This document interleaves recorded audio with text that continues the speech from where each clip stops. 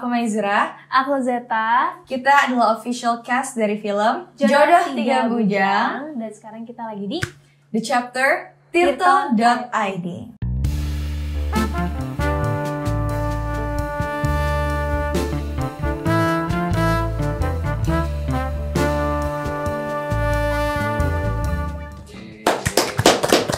Boleh dong diceritain sedikit Jodoh Tiga Bujang itu menceritakan tentang apa? Oke. Jadi film Jodoh Tiga Bujang ini adalah film komedi keluarga yang bercerita tentang tiga bujang bersaudara dari Bugis. Mereka disuruh untuk menikah sama orang tuanya, nikah kembar karena efisiensi biaya dan juga mengikuti tradisi. Cuman kekacauannya mulai ketika Fadli, kakak pertama ini, tiba-tiba harus kehilangan future bride-nya, calon istrinya gitu. Karena juga jadi jodoh-jodoh yang lain, bujang-bujang yang lain nggak jadi nikah gara-gara harus menunggu Kak Fadli menemukan jodoh. Iya, jadi saudara-saudaranya itu harus menunggu sampai Fadli menemukan pasangan barunya karena dia dikasih waktu yang begitu singkat sebenarnya. Nah, dari dinamika ini kita akan melihat ambisi, cinta, dan juga konflik antara keluarga. Disinilah nanti kita akan melihat perjalanan Fadli menemukan pasangan barunya dan semua lika-likunya, ada cinta, ada keluarga, dan juga tradisi.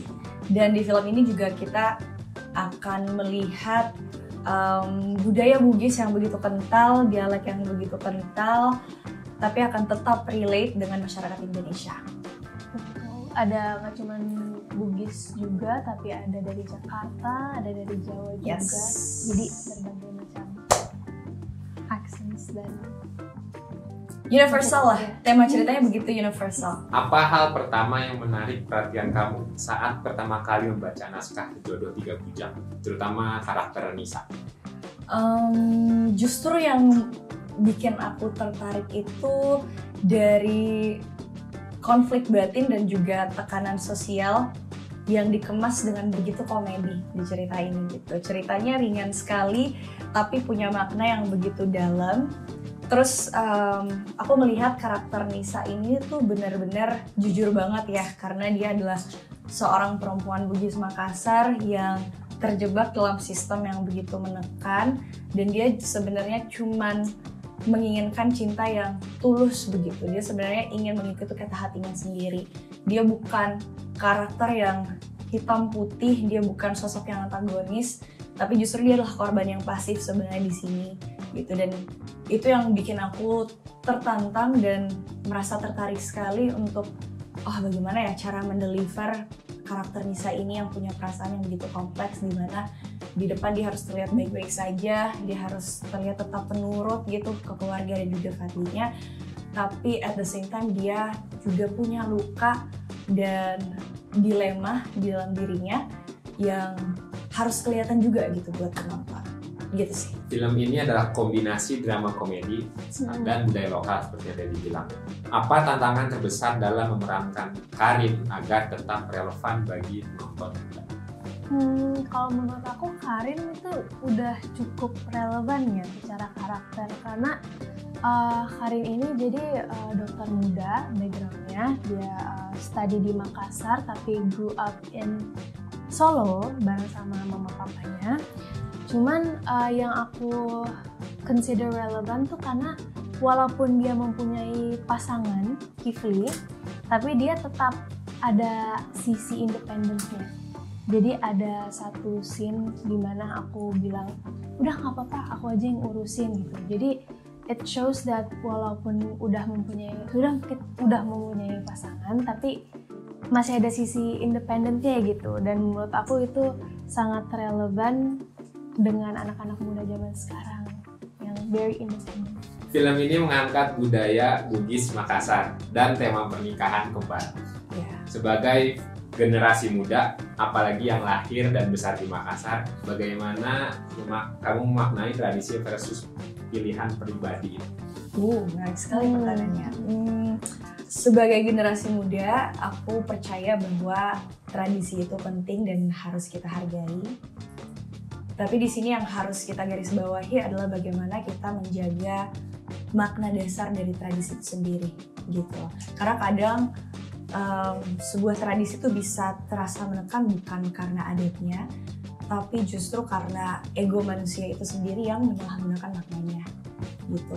Misalnya di pernikahan kembar dan juga uang panai, kalau kita lihat dari sisi sakralnya kan itu artinya dan tujuannya indah banget gitu. Kayak uang panai sendiri itu sebenarnya adalah simbol dari penghargaan cowok laki-laki ke perempuan dan keluarga perempuannya gitu. Jadi kalau kita lihat dari sudut adatnya sebenarnya ini tuh adalah bentuk komitmen bukan transaksi. Bagaimana laki-laki datang ke keluarga perempuan dengan kesiapan, dengan tanggung jawab dan juga niat baik.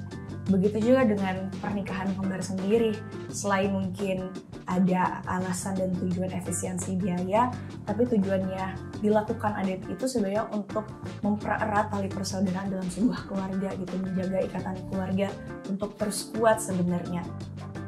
Jadi kalau semisal maknanya sudah bergeser dari menjadi sebuah ego atau alat kontrol, nah disitulah kadang-kadang tradisi itu bisa terlihat buruk, padahal sebenarnya enggak seperti itu. Jadi menurut aku pilihan pribadi dan tradisi itu bisa jalan berdampingan asalkan ada komunikasi yang baik antar generasi gitu, antara keluarga, orang tua dan juga anak. Jadi kita sebagai generasi muda juga masih tetap bisa menghormati budaya kita, tradisi kita tanpa kehilangan suara kita dan juga hak pilih kita sebagai individu. Karin sebagai karakter pasti punya dinamika tersendiri dalam relasi dengan para bujang. Apa sisi yang menarik dari tokoh ini yang ingin Kak Zeta tonjolkan? Mungkin karena Karin juga kebanyakannya, aku juga banyaknya tuh satu frame dengan Kifli. Mungkin karena Kifli itu terlalu yang stern, terlalu serius, terus terlalu semuanya tuh harus organized. Mungkin yang pengen aku tonjolkan tuh bagaimana Karin mengimbangi Kifli gitu. Karena si Kifli yang terlalu serius dan segala macam, Karinnya tuh yang lebih energetic, terus lebih cheerful, terus yang jadinya mengimbangi Kifli yang seperti itu gitu. Jadi ada harmoninya mereka berdua.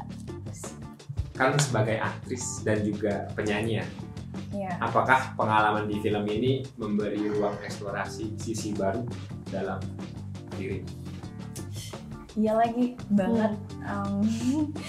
Aku merasa melalui karakter Nisa tuh aku bisa berhadapan dengan sisi lain dalam diriku yang sebenarnya ada tapi aku nggak pernah benar-benar perhatiin gitu.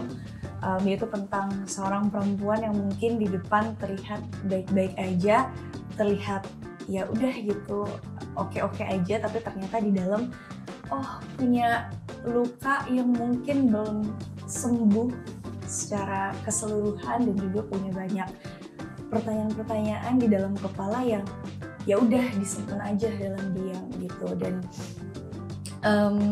dari Nisa aku jadi sadar kalau ternyata aku punya nih ternyata sisi ini, dan rasanya karakter Nisa itu mendorong aku untuk mulai menghadapinya, terus untuk mengambil to take action gitu sama apa yang ternyata ada di dalam diri aku. Kayak semisal mungkin aku punya juga luka-luka yang belum sembuh dari pengalaman-pengalaman aku sebelumnya.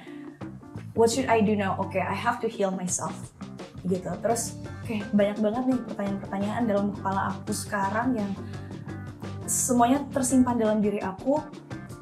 Nisa tuh menginspirasi aku untuk memilih apa yang bikin aku bahagia, memilih untuk yang bikin mungkin suatu hari nanti aku akan bersyukur bisa memilih itu gitu. Dan aku bersyukur banget juga sih karena di sini tuh aku merasa aku nggak hanya acting, tapi justru di sini aku juga bisa menjadi representasi dari daerahku sendiri. Bahasa Nisa di film itu adalah bahasa sehari-hari aku juga in real life. Jadi rasanya dekat sekali dengan karakter Nisa. Aku bisa bawa nilai-nilai yang aku alami sejak kecil berada di keluarga Bugis dan semuanya aku tuangkan di karakter Nisa. Jadi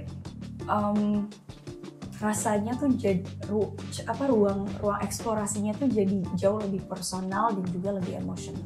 Tadi katanya ada dialog Makassar juga. Iya. Tapi sehari-hari yang paling umum kira-kira apa? Yang paling umum sehari-hari. Iya, yang biasanya ya ini sering dipakai. Nah, aksennya langsung berubah. Mungkin dari dialeknya sih. Oh, boleh. Dialek sehari-hari tuh aku selalu pakai dialek Makassar kayak ini sekarang bicara Kak. Ini sekarang dialek Makassar. Nah, literally semuanya, dan bukan cuman aku doang di Makassar, tapi cast-cast yang lain juga dialeknya Makassar. Jujur, fun fact, Maizura sama Echa tuh jadi guru kita ya Unpas di Makassar. Jadi apa-apa kita nanya, ya ini benar nggak ya gitu. Ya, dialeknya udah oke nggak ya, sesuai kayak. Ada nggak kesulitan pengucapan dialog dalam logat atau bahasa daerah? Kalau aku sih, karena aku karakter Karin ini kan dia besarnya di Solo kan, terus dia baru pindah ke Makassar. Jadi dia kita juga baru raba-raba kayak ini Karin mau digimana ini, karena kan blank slate kan. Ternyata mau dibikin ada logat Jawa campur logat Makassar. Nah itu aku pertamanya bingung. Menarik banget ya. Tapi lama-kelamaan ya bisa lah. Tapi mungkin yang susah kalau bahasa Jawa, karena aku sering ngedengar itu setiap hari. Tapi kalau bahasa Makassar justru aku belum pernah sebelumnya, karena aku nggak kenal siapa-siapa yang dari Makassar gitu. Dan aku baru nggak bisa banget juga ya, kayak penempatan Kimiji itu tuh susah menurut aku. Aku baru agak ngerti itu pas aku di Makassarnya, ngelihat kalian ngomong terus kayak ngedenger ini gimana, oh tempatannya sini gitu sih. Tapi sampai sekarang suka ke bawah nggak? Iya, suka. Jadi nggak mungkin kalau ngobrol-ngobrol sama Maizura gitu. Aku tuh yang tanpa aku sadari yang kebawa di aku tuh, nah, Oh ya? iya. Bagaimana proses membangun chemistry dengan pemain lain, terutama dengan aktor yang berperan sebagai Bujang? Oh oke. Kalau pemain lain, honestly secara keseluruhan itu sangat gampang. Karena aku pertama kali ketemu pemain lain itu pas reading ya, kita ya reading workshop. Itu untungnya semuanya tuh langsung klop gitu loh, nggak ada pengen sendiri-sendiri apa gimana, semuanya tuh langsung pengen berbaur. Dan happy banget juga sama Mama Cute Mimi, sama Bapak. Itu sangat gimana ya, bikin suasana tuh jadi adem dan kayak keluarga banget gitu. Keluarganya kental banget ya. Yes. Terus kalau sama Bujang, paling sama Kifli itu awalnya aku agak-agak, mungkin karena kita berdua tuh introvert, jadi awal tuh agak awkward gitu loh. Dia juga cerita diri, dia tuh pas awal workshop dia takut buat kayak, kan kita udah tunangan ya ceritanya di situ, tapi dia nggak mau megang sama sekali, kayak dia tuh megangnya ngambang. Saking dia benar-benar menghargai ya, aku menghargai banget, kayak dia respect gitu kan. Tapi awal sometimes kayak apa-apa, pegang aja nggak apa-apa kok, kayak pundaknya nggak apa-apa ditepuk gitu. Itu lucu sih. Lucu sih. Paling itu, dan juga kita justru banyak spend time itu pas di Makassar. Kayak sekalian kita main. Terus kita main, terus kita makan. Justru malah chemistry-nya tuh lebih kuat pas kita di Makassar ya, dibanding pas reading, karena waktunya preparation-nya udah cukup juga sih ya. Singkat banget gitu sih. Berarti bondingnya cepat tuh, kira-kira sebulan, 2 bulan ada? Nggak sampai ya. 2 Learning minggu. by doing aja sih ya. Kayak 2 minggu sambil bonding ya. Yes, terus sambil di Makassar makin erat juga kita ininya chemistry-nya. Ini syutingnya film komedi keluarga, pasti mungkin menyisakan momen yang spontan ya dan gak terduga.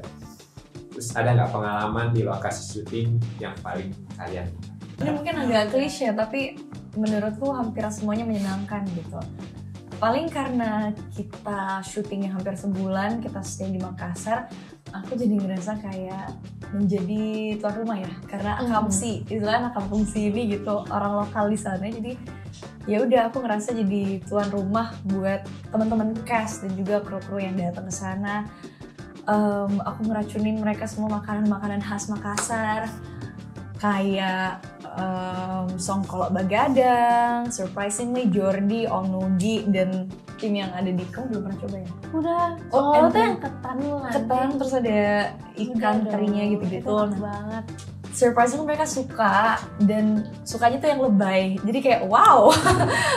Yang gini-gini ya. Jujur nggak lebay, emang enak banget songkol. Tuh kan ini kayak wow, oke.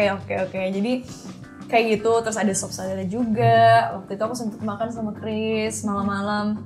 Apalagi ya, banyak sih. Terus kita juga sempat dibawa sama mama. Mama tuh betul-betul jadi ibunya kita lah. Semua anak-anak ini kita diajak makan ke rumah makan Sulawesi juga di sana.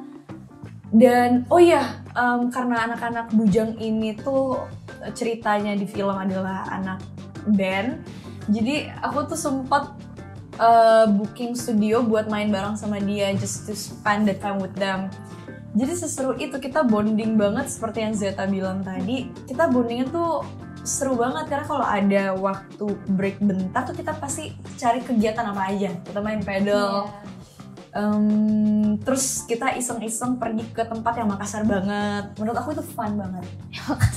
Yang Makassar banget itu anak-anak Bujang tuh rencananya mereka. Jadi mereka sebelum ke Makassar mereka udah berencana untuk oke, kalau kita sampai di Makassar kita mau pergi ke tempat-tempat yang Makassar banget karena kita mau blend in, kita mau belajar untuk jadi orang Makassar seperti apa, anak-anak muda Makassar tuh kayak gimana. Jadi udah kita iseng, kita cari yuk tempat main biliar yang semua anak-anak Makassar di situ. Jadi kita bisa melihat oh gini ya. Jadi emang we're completely anak Makassar at the time.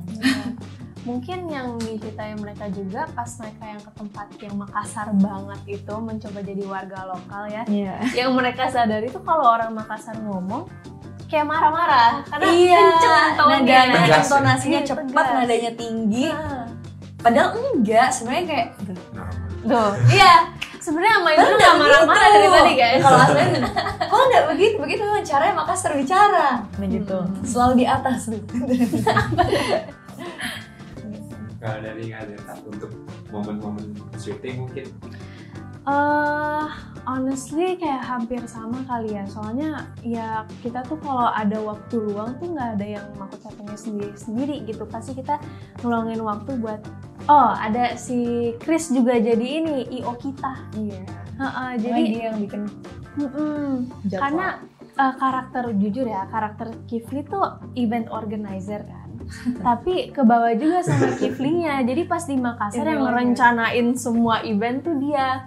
Jadi kita yang nanya, Chris, kita hari ini ngapain ya?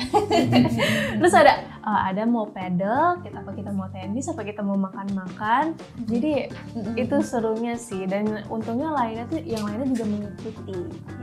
Quality time-nya sih. Quality time-nya dapet banget sih. Berarti ke Makassar nggak syuting doang, cuma sekalian explore juga ya. Sekalian explore. Dan explore pun untuk memperdalam film juga gitu. Menjiwai karakternya gitu.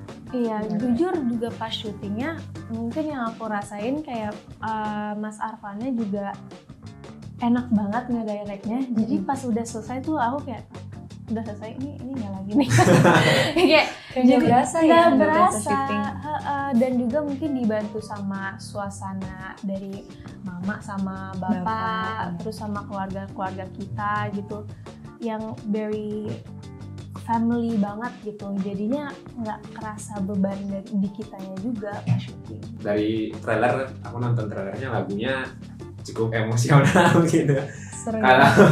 Kalau boleh pilih satu lagu yang menggambarkan Nisa, itu lagu apa? Mungkin Seberapa Pantasnya Sheila on Seven.